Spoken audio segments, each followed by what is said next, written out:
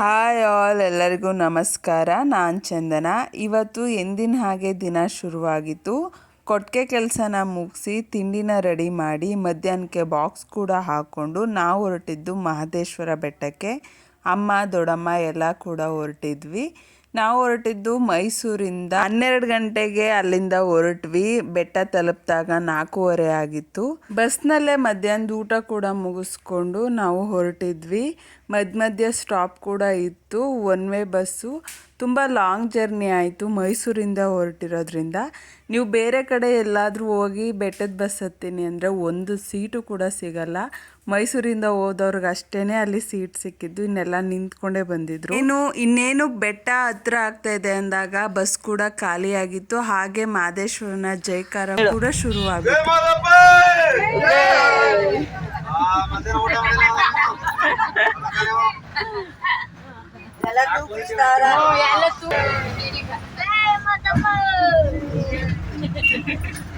ಜೋರಾಗಿ ಬೆಟ್ಟ ತಲುಪಿದಾಗ 4:15 ಆಗಿತ್ತು. ಆದರೆ ಜೋರು ಮಳೆಯಿಂದ 1/4 ಗಂಟೆ ಟೈಮು ಬಸ್ ಒಳಗಡೆ ಕೂತಿದ್ವಿ. ಅಷ್ಟು ಜೋರು ಮಳೆ ಆಗಿತ್ತು ಬೆಟ್ಟದಲ್ಲಿ. ಇನ್ನು ಬೆಟ್ಟಕ್ಕೆ ಹೋಗೋರು ಹುಷಾರಾಗಿರ್ಬೇಕು, ಯಾಕಂದರೆ ಬೆಟ್ಟದಲ್ಲಿ ಇವಾಗ ಹೊಸ ರೂಲ್ ಶುರುವಾಗಿದೆ. ವೀಕೆಂಡಲ್ಲಿ ಬರೋ ಅಂಥವ್ರು ಮೊದಲೇ ರೂಮ್ ಬುಕ್ ಮಾಡಿ ಬರಬೇಕು. ಅದು ನವೆಂಬರ್ ತಿಂಗಳಲ್ಲಿ ನಿಮಗೆ ಅಲ್ಲಿ ನಿಂತ್ಕೊಳ್ಳೋಕ್ಕೂ ಜಾಗ ಸಿಗಲ್ಲ, ಅಷ್ಟು ರಶ್ ಇರುತ್ತೆ.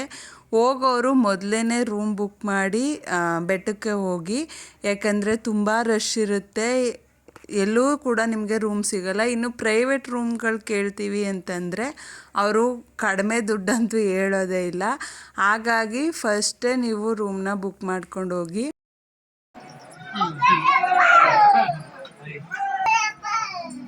ಇನ್ನೊಂದ್ಸಲಿ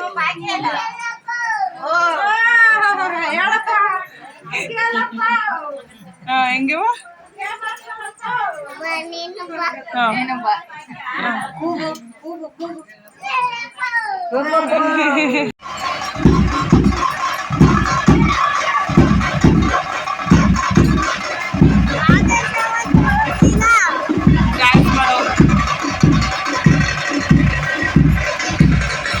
ನಮಗೂ ಕೂಡ ರೂಮ್ ಸಿಗಲಿಲ್ಲ. ಮಕ್ಕಳ ಜೊತೆ ಅಥವಾ ವಯಸ್ಸಾದವ್ರ ಜೊತೆ ಹೋದವ್ರಿಗೆ ತುಂಬ ಹಿಂಸೆ ಆಗುತ್ತೆ. ಹಾಗಾಗಿ ನೀವು ಮೊದಲೇ ರೂಮ್ ಬುಕ್ ಮಾಡ್ಕೊಂಡು ಹೋಗೋದು ತುಂಬ ಒಳ್ಳೆಯದು ಅಂತ ಹೇಳ್ತಾ ಈ ವಿಡಿಯೋ ಇಷ್ಟ ಆಗಿದೆ ಅಂತ ಭಾವಿಸ್ತೀನಿ. Thanks for watching.